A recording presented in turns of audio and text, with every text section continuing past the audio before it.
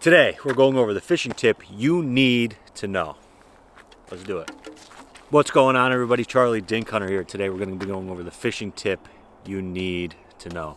It's been winter out here. Not a lot of fishing going on unless you're doing ice fishing, which I don't do. But that doesn't mean we can't get out there and practice. And the number one practice tip, easy, and all you need is a red Solo cup, or any cup for that matter. So all we're going to do is we're just going to take this cup, put it into the snow, and we're going to practice our pitching and flipping. Super easy to do. You can even do this inside your house if you have a smaller pole and a little cup. Just put some rocks in it or whatever to weigh the cup down. I'm going to push it into the snow, and we're going to do it that way. So let's get to it.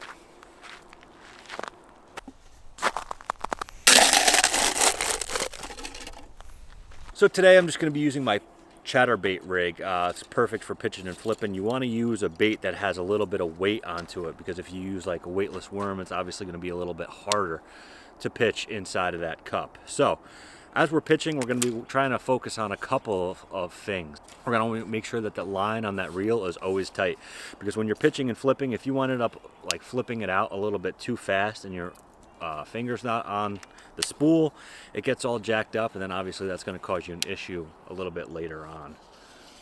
You also don't want to have a pole that collapses, and if you don't push it out all the way, because that'll come back on you and do exactly that.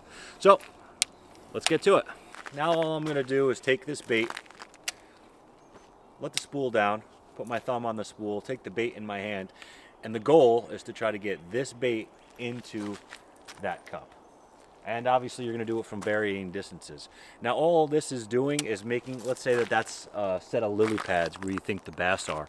We're going to try to display the bait the best way we can. And obviously the better that you can throw this bait, the better your skills are going to be out on the water, which is going to make a huge effect when you're trying to catch those big fish.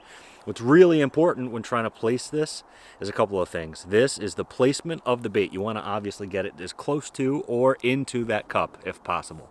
Another huge thing, like we talked about before, is the line. If your line winds up getting all messed up on the spool and you keep doing this all day, it's going to cause you an issue, especially if you're trying to hook up that big bass. You're ripping it in and your line's all messed up, it's going to cause you a problem.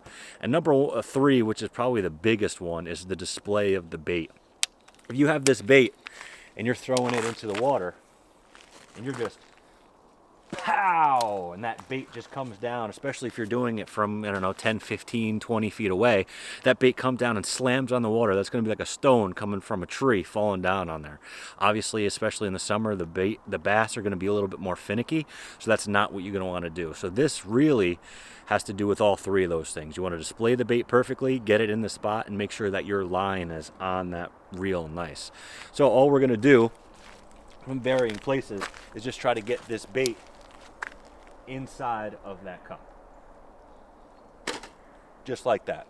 So as you can hear, that was a little rough, so all we're going to try to do is just make that a little nicer. So you just kind of want to display that bait. See how it nice and fell right on that snow nice and quietly?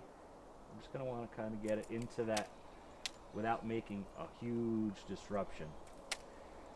This is obviously going to take a little time, and this is what practice is all about. Imagine if that was a bass. This bait is just going to barely fall in the water, and obviously that bass isn't going to be scared of the bait. He's going to come up and he's going to nail it.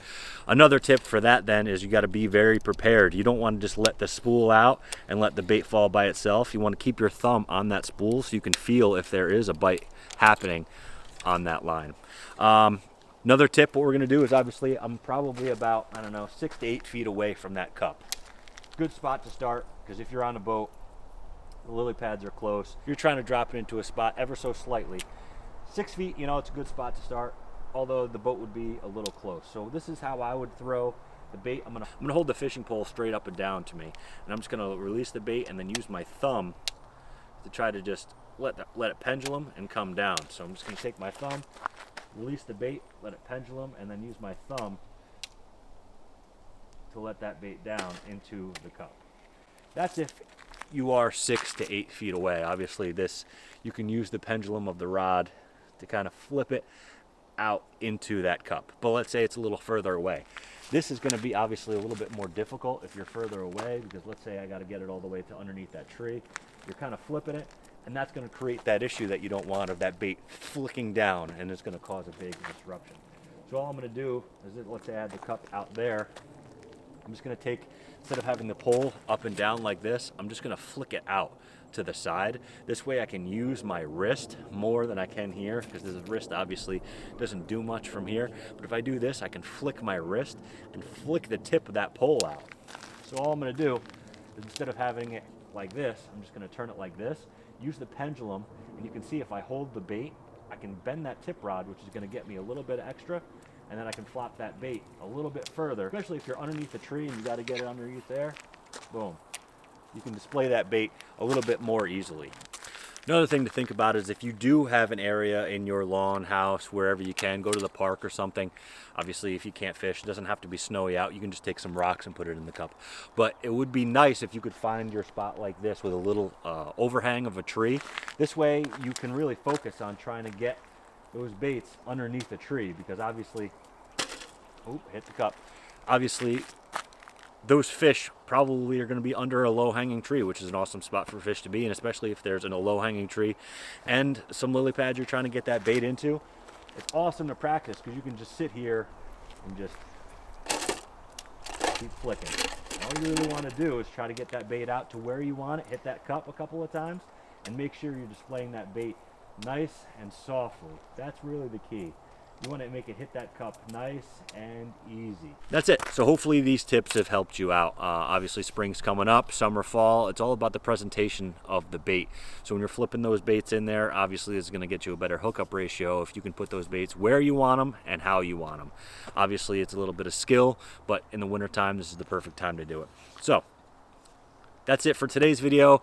We're doing giveaways on the channel every month, doing fishing videos, educational stuff, unboxings, all that type of stuff. So if that's something you're interested in, make sure you stick around and check the channel out. See you guys next time.